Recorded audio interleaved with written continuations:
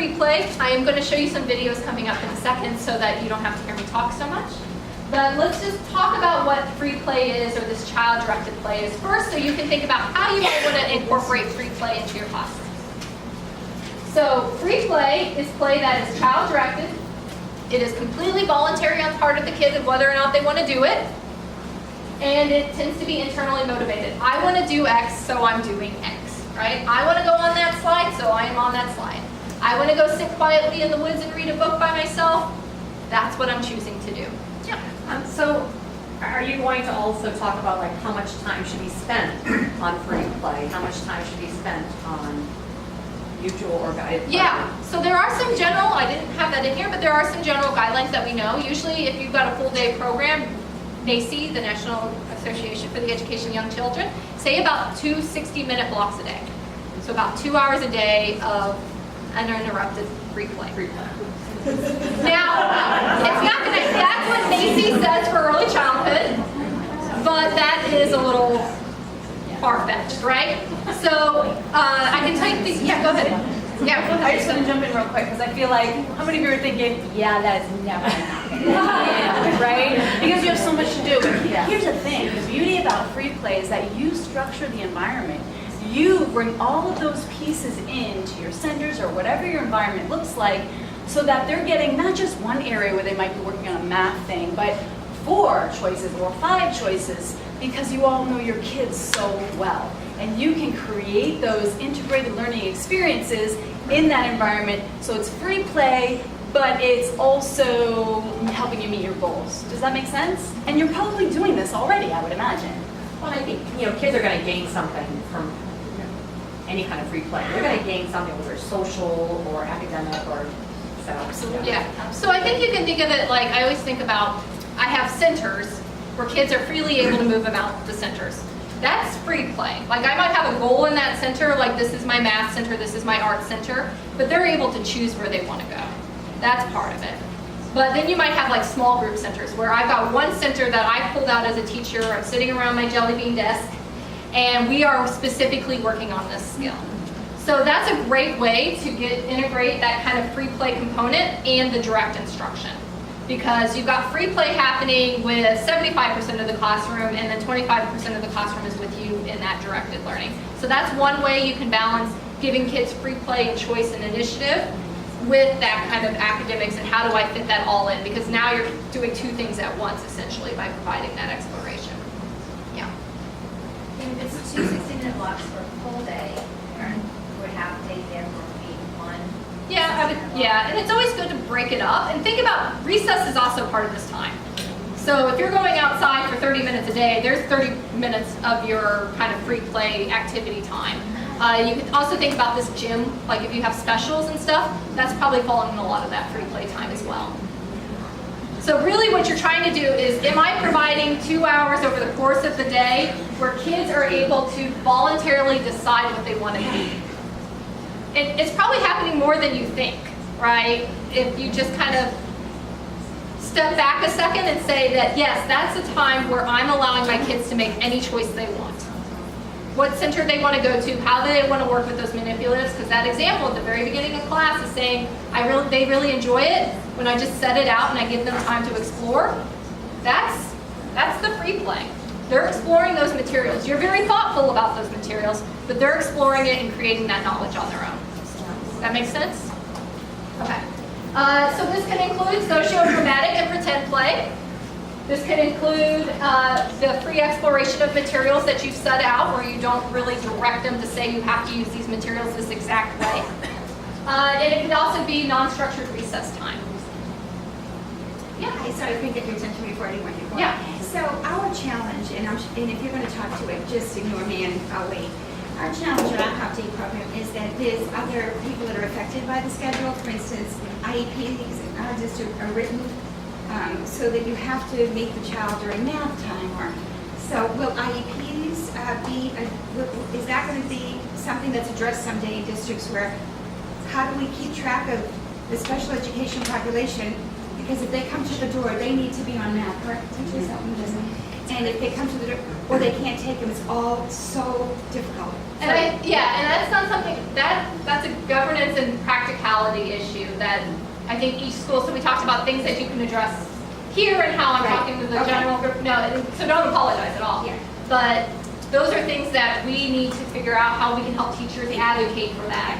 Because there is no solution for that, but we need to, hopefully I can give you some ammunition to say, this is why we're doing this. This law is now saying that this is important. So we as a school district need to get together with our principals and have a conversation about how do we do this. And it seems that the way you're describing it might be very easy to do that, because if you have one center during any of these plays that has to do with math or reading, it seems like we can sort of.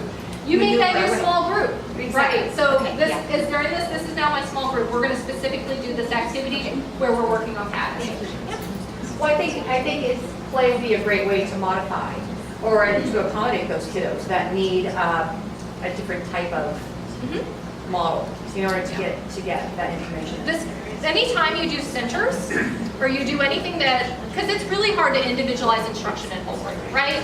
We can go around the center, everybody does their morning meeting, they share out, but I'm not able to take the time to say, oh, Lisa, you made that really, you kind of had that idea right, but it's not quite right. Let's have a conversation about it. I can't do that in Holbrook, right? Because then I've got 19 other bodies sitting around waiting for me to stop talking to Lisa and move on. So center time and these kind of play-based experiences really allow themselves for opportunities for individualizing instruction. So in the half-day program, it's hard. So we mentioned the importance of adequate time. It's really hard in a half-day program. That was one thing with this push for funding for full-day kindergarten that I was really happy about, is that it affords kids a lot more time. We shouldn't be saying, oh, now you've got 4 more hours in the day or 3 hours more in the day. We need to just pile on more academics. No, it should be used as an opportunity for kids to be able to do that reflection and that exploration that they need. So your job, essentially as a teacher, to think about when you're wanting to find time for kids to do self-direction, is your job is to prepare the environment, you step back, and you supervise and support as needed. So this isn't to say that if you didn't see kids doing something really cool and you're like, that's a great learning opportunity, I want to take advantage of it, you should certainly take advantage of it. And that still doesn't stop from their learning, but you're following their lead. And so what is really hard here for us as teachers to do is really thinking about what are effective environments that I'm creating. And I do a whole lecture when I teach that's just on creating those environments. And that is really hard. And it's really hard when we have funding limitations to say, do I have the materials needed in order to teach that lesson? And it can be also really difficult because I love math manipulatives, I love math, and my whole office is stacked with various manipulatives, but I have been very inadequate at teaching kids how to use math manipulatives effectively. Like they start having a picnic with the bears instead of using them to pattern, right? So there is that component of needing to kind of set that expectation under certain circumstances. So we have to be very thoughtful about how we use our environments and how do we structure our environments. And do we have the space for that? Because sometimes we're in very small rooms, and so yes, I'd love to have 6 centers simultaneously running in my classroom, but I don't have the space for that. So how do we do that? How do we do that within the limitations of our space is an important conversation to have. So think about that. That's one step. So I'm going to show just a quick video. I'm not going to show the whole thing because we're running out of time, but just to give you an idea of what this can look like and what's happening in a free play activity and how it might be tapping into some skills that we think are important for kiddos.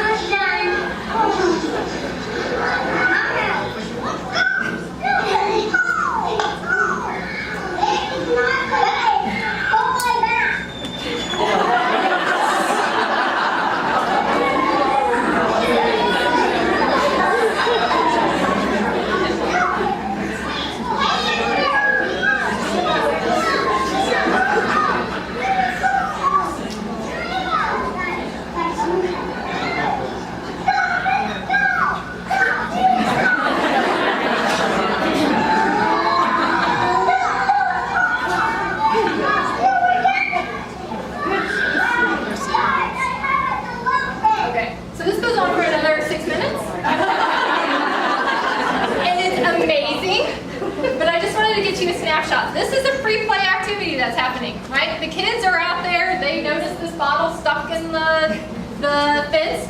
You could even do this yourself. You can throw a shovel on the other side of the fence and say, how do we get the shovel? Let them go, right? And they can figure out, open-ended, how are they going to solve that problem, right? This is a great opportunity. So what kind of things did you see happening amongst the kids that they might be working on in this? Teamwork? Problem solving? Cheerleading? Cheerleading, yeah. So this is a great example of what's happening when we're engaging in group problem solving, right? This is completely free play. They're able to decide what they're going to do. So child-directed free play is really important for these developmental kind of skills, developmental learning. So there's academic learning and then there's kind of these developmental skills. So what kids are learning are those social emotional skills and that kind of cooperation and what it means to be a good citizen skills. So they're learning social skills. They're learning to communicate with each other. They're learning the importance of social rules. We take turn pulling it. We don't push down our friend because it's my turn to pull on the bottle, right? They're learning about making friendships. They're learning to understand other people. And they're learning a sense of belonging amongst the group. That cheerleading is really important, right? I'm a part of this group. I'm helping out. They're also learning general cognitive development skills here. They're learning to problem solve. They're learning to plan. You'll see that later on, like they've got a whole chain of themselves lined up pulling on that bottle, right? They created a plan and decided how they were going to try to execute to get that bottle out of the fence. They're working on these executive function skills. They're learning, okay, that strategy is no longer working. I've got to stop what I'm doing. I have to inhibit that response that I'm just wanting to pull on the bottle with no avail and try something else. I have to use my working memory skills to come up with that plan. What are the steps that we need to take to put into place in order for that to work? And then they also have to engage in what's called representational thinking. So the idea that one thing doesn't necessarily represent something, its literal meaning, it can represent something else. I mean, letters are representations of sounds, right? And words are representations of concepts. And so when you're engaging in this kind of free play, you're constantly engaging in making representations. The best example of this is sociodramatic play. I am no longer me, I am now the astronaut. I am no longer me, I am the superintendent of my school system, right? Whatever you want to be.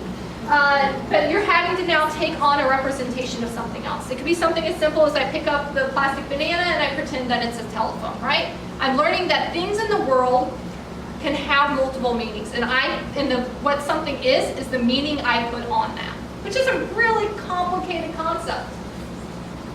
And they're also learning self-regulation and self-efficacy. So they're having to learn the perseverance. Like I said, that video goes on for another like 5 minutes, 6 minutes, right? That takes a lot to try to work on that. Just getting a bottle out of the fence. It's about patience. It's about emotion regulation, and it's also about pride when you get to accomplish something. Because if it's child-directed, there's really not a lot of failure. It's a safe place to be and to challenge yourself.